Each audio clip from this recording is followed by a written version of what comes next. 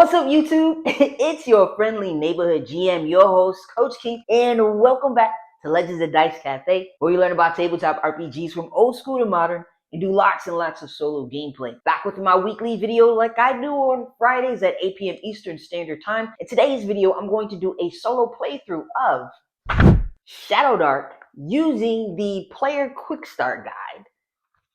And I'm going to also be using Ker Nethalas to help flesh out the areas that we're going to be exploring. As always, don't forget to make sure you hit that thumbs up button so YouTube will push it out to more and more people. And if you'd like to join the Discord community, I'll put the link inside of the description if you're interested in joining the game with me. I'm currently running a Dragonbane mini adventure. We had our first session yesterday and it will be a bi-weekly game. Yeah, so if you're interested in joining the game, hit me up or find me on Start Playing Games.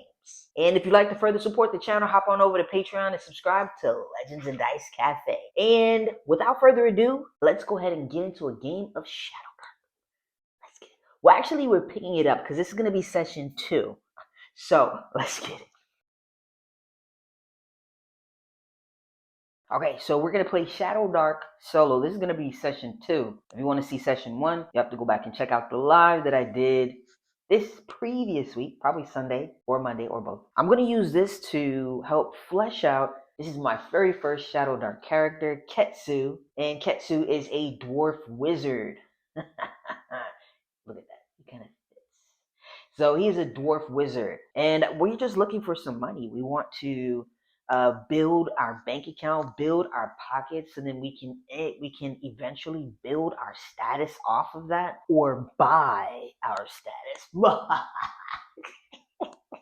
So we're just exploring. We're exploring and adventuring, and I just want to have some cool experiences as well. You know, living my best life while I have it. So as I ventured into this dungeon, we came up with the name. It is called the Temple of the Demonic Emperor. Boom. So initially we were using this For Against Darkness Dungeon Atlas, dungeons that you can throw in, create adventures from, whatever you want to do with it. We were using this one right here. So then we started here at number 1. We came down these steps, did a couple things. We found a book in this area right here. And then in section 2, we ran into 3 adventurers. At first, they were uneasy about us, okay? But then we won them over, and Ketsu bribed them and charmed them, and we were able to ask them. We asked them what they were doing. They said that they were heading into this adventure, into the specific dungeon, because they were trying to locate 3 magical items, and they were supposed to make a good profit from it.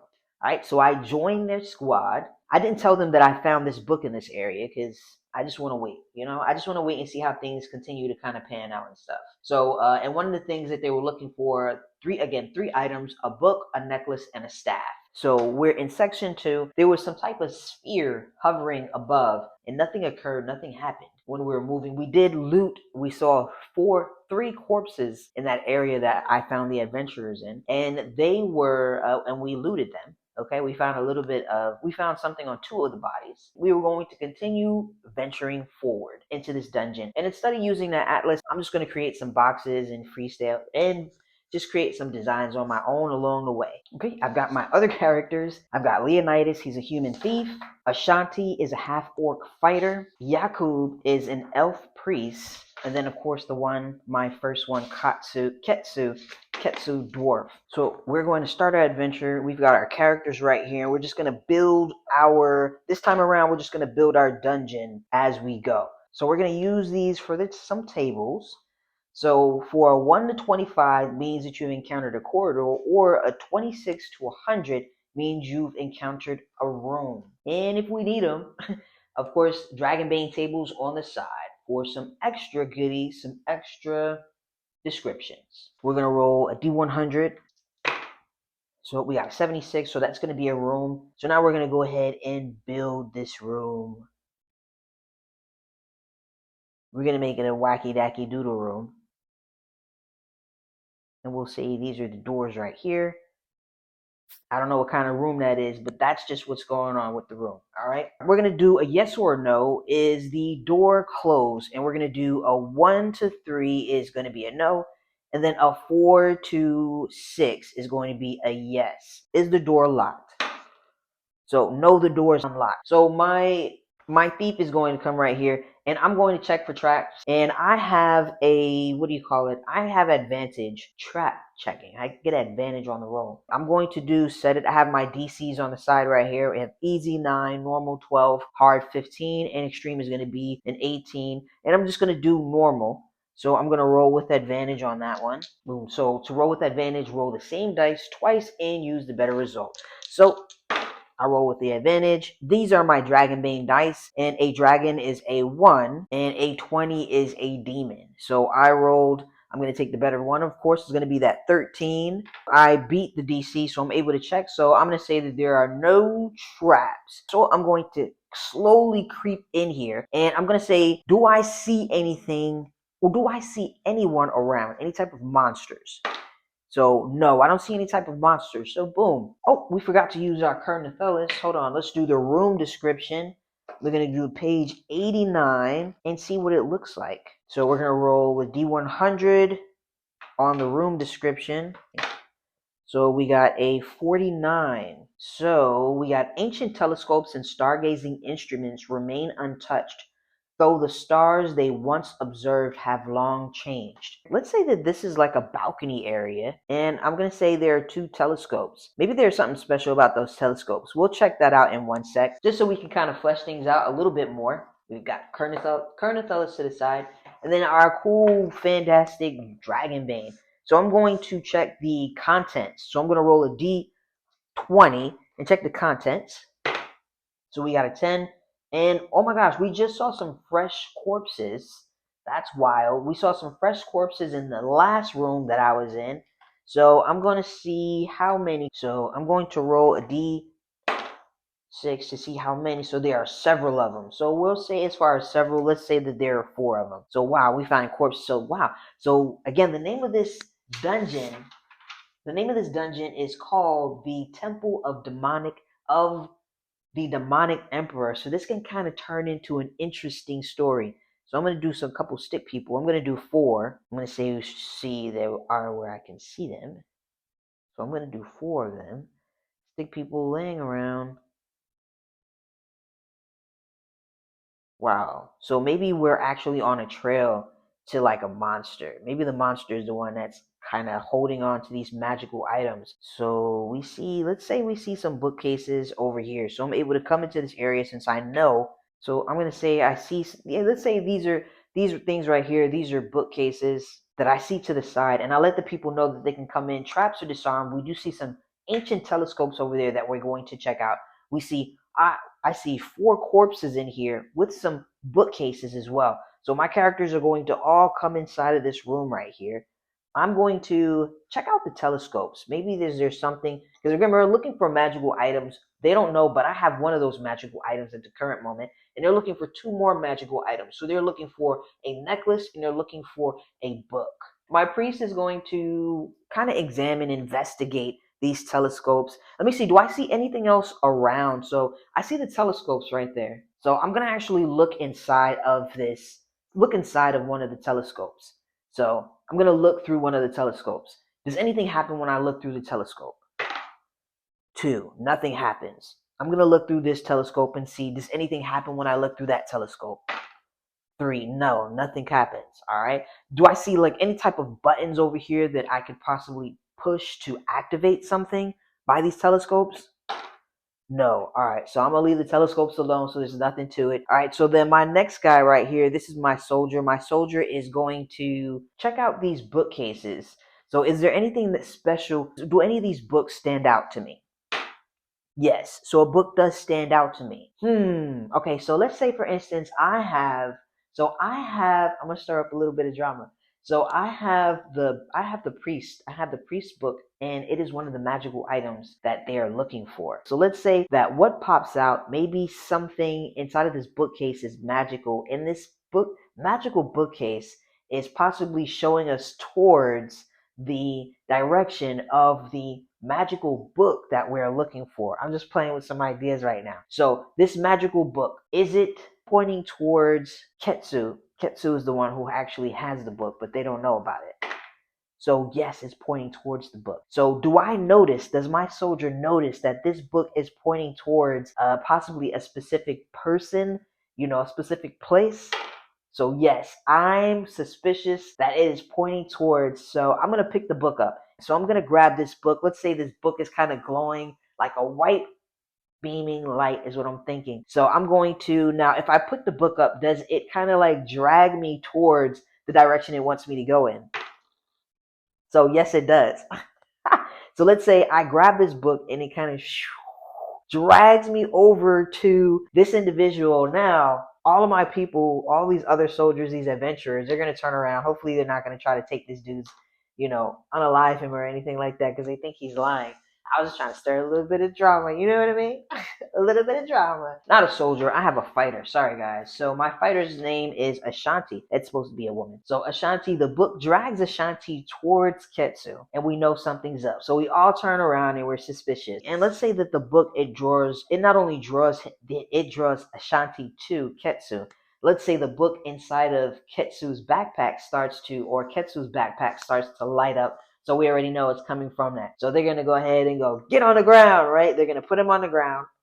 They're going to grab his backpack and they're going to check inside the backpack and notice that he is carrying one of the magical items that they're looking for. So they're going to come over here and they're going to do a little huddle. And let me see, they're going to do a quick vote. Yes or no? Do they all unanimously vote to keep Ketsu, but to maybe keep him on a short stick and, of course, not to trust him?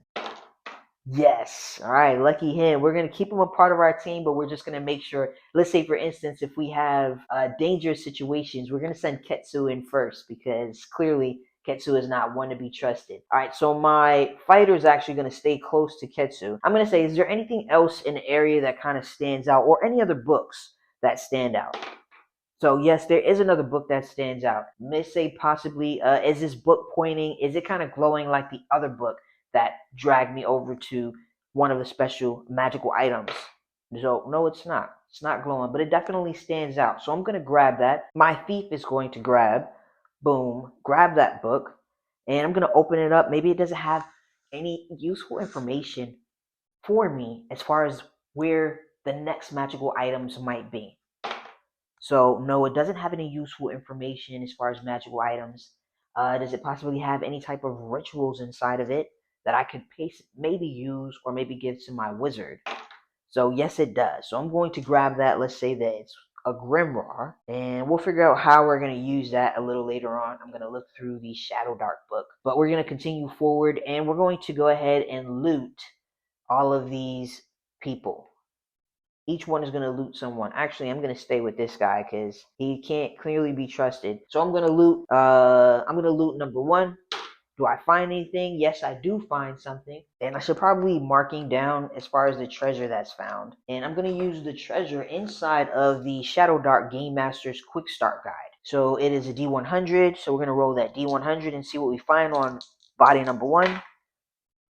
And that's going to be probably a 19. Let's check my cool fancy dancy sheet, right? I'm pretty sure that is a 19. So we got a 19. What did we get? We found a crack handheld mirror. It's worth 8 gold pieces. All right, and then I'm going to say we're going to move over to this body right here. Does this body do we find anything on this body? So no, we don't find anything on his body. So my guy right here, my priest, is going to check this one. Yes, we find something. Choose on a treasure. So we got an actual 9. I'm pretty sure that's a 9. So we find a rusty lantern with a shattered glass. All right. Maybe we can use it as like an improvised weapon to attack something. And then my guy right here is going to check. Does he find anything? Yes, he does. And we got a 39. We found a pair of elf forged swords. Interesting. Pretty cool. Now, I think that's going to be it. Let's say there's a door, and we're going to check. My thief is going to check to see if the door is locked. So, is the door locked? Yes, the door is locked, and I have all the necessary tools. My thief does, and I get to roll with advantage as well. So, I'm going to make the DC again 12. So, I have advantage. I got a 20. That's it right there. So I'm able to open the door up. Now, again, we're going to do a 1 to 25. We enter into a corridor, or a 26 to 100, and we enter into a room. So we got a 46. It's going to be a room. So it's going to be a room that we're going to go into. We're going to come into. We're just going to play with the design a little bit. I'm going to say here are the doors that we come in at. There we go. So that's where we're going to enter. My thief is going to be the first one that's going to enter inside of this doorway. So my thief was able to open it up. My thief is going to come into this doorway, and we're going to check on the room description. I'm going to roll a D100. Let's see. A still black pool reflects the darkest aspects of one's soul, showing the horrors hidden within. So I'm going to say we see this pool right here. We haven't looked inside of it yet. I'm going to say this is the black pool that we see right here that looks like a mirror from a distance. And before we go all the way inside, do we see anybody in here? Yes, we do. I want to say what is the amount of individuals we see. We see a few of them. So let's say we see 3 of them. Boom, boom, boom. So let's say we see 3 of them so far. So I'm letting my companions know what I'm seeing inside of this room. And let's roll on since we're on the exploration table, and then we'll roll in a few to see. We'll figure out what type of individuals we'll see. So we'll make another table for that using the Shadowdark, using the monsters. Let's do content, and let's do oddity. Oddity sounds pretty interesting. So far we see 3 individuals right here. There's some type of reflective pool, a black reflective pool of water. And then we're gonna roll on oddity. So we got an 18 for an oddity. A talking statue. So let's see. I'm gonna move this guy over here, and I'm gonna say this talking statue is right here. Ooh, I wonder, are they talking to this statue? So are these things that I'm seeing, are they talking to this statue? Yes, they are talking to this statue. So I'm gonna say they're over here, maybe in front of it. I'll move this pool a little bit further back. So I don't know, maybe they could be doing some sort of ritual or something like that.